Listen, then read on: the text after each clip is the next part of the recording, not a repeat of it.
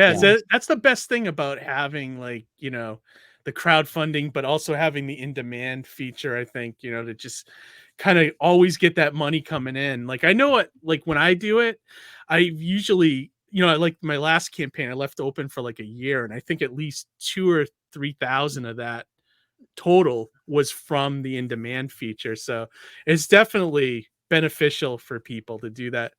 Now, I forget, is Kickstarter doing something like that or no? They need to if they They don't. should. It's the one feature they don't really have that Indiegogo I feel has. like if they get that, they would be like, you know, that would be the best for They them. offer a follow along button where you could Yeah.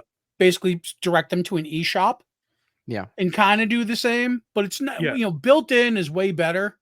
It is. You know what I mean? Where like the thing I like about Indiegogo is it looks like you still have an active campaign, even though it's just in demand. It just looks like it's there and it's live. Yeah, it's clickable. You go to it, shows up in the search part of comic, you know, the comics explore option, you know.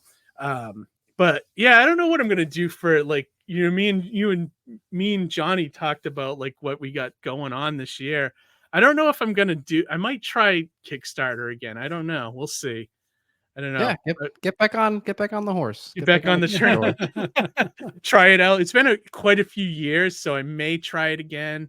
I may also look at some of those other ones like comic. Was it Crowdfunder? And then there's Zoop, and there's that new one now to Fund My Comics or something. So I may check out all of those, just see where I think it makes sense to try, you know, for this next campaign. I'm gonna set up in the parking lot of a Market Basket with the back trunk of my hood open, and just gonna sell comics that way.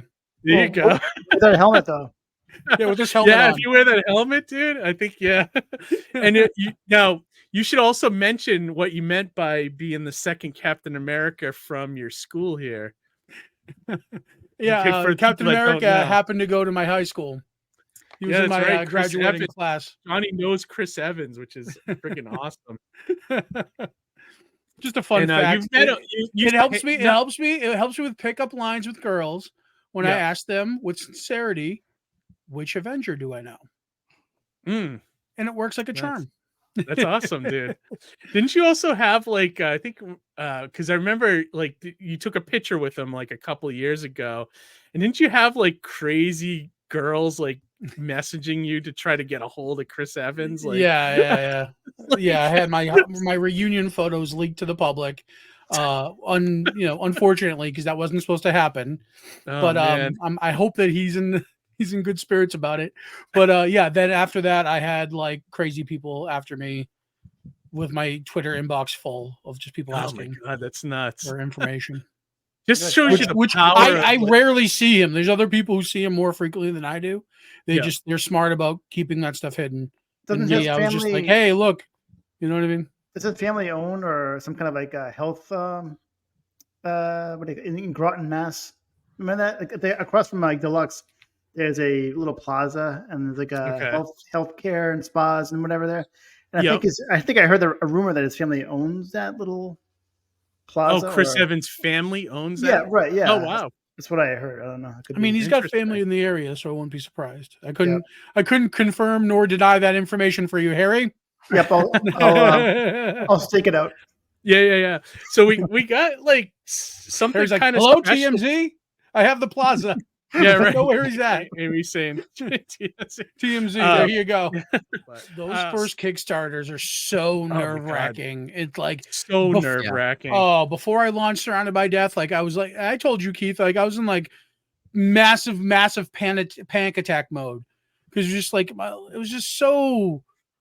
It's like you're putting yourself out there and you don't know what to expect. And you know what I mean? You're like, are people going to support me? Are people going to like this? Like there's a lot on the line. If you're that type of person where, you have a lot of emotional investment.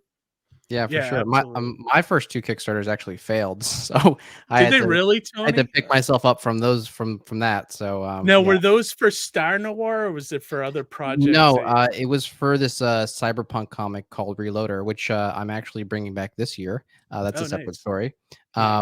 but yeah, it was the Kickstarters themselves, they were a little half baked. The story was not half baked. We had a really good team on it.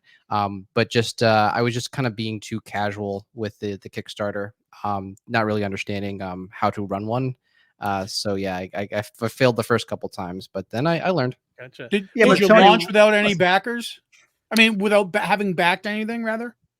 Oh yeah, I think I just like made an account and then just launched it, and I was just sort of like out a little buoy by itself. Yeah, so cavalier. It happens, but I think like too, it's like there's still a learning curve with Kickstarter and crowdfunding in general. I mean, it's still kind of new. Like, you know, when did Kickstarter launch? Like 2011 or something like that. So, well, it's actually about 10 plus years old at this point.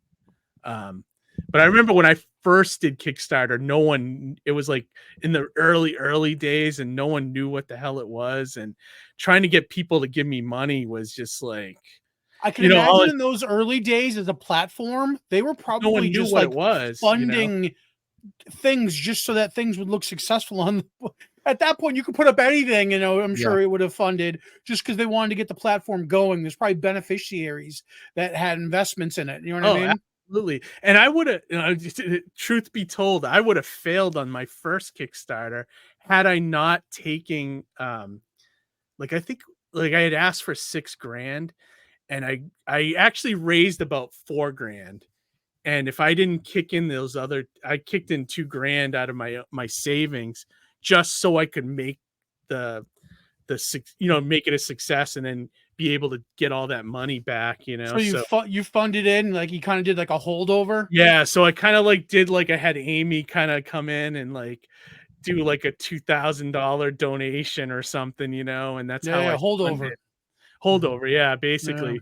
So I mean, I know that happens a lot with Kickstarter, but like, I'm coming clean to let you know that I did do that. You know, so, that dirty move that people make. It's 12 grand in 4 hours. How did that happen?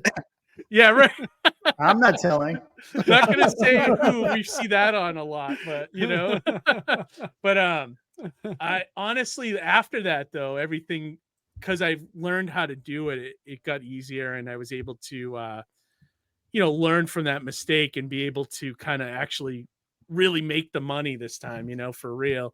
All the backers are real, you know. So yeah.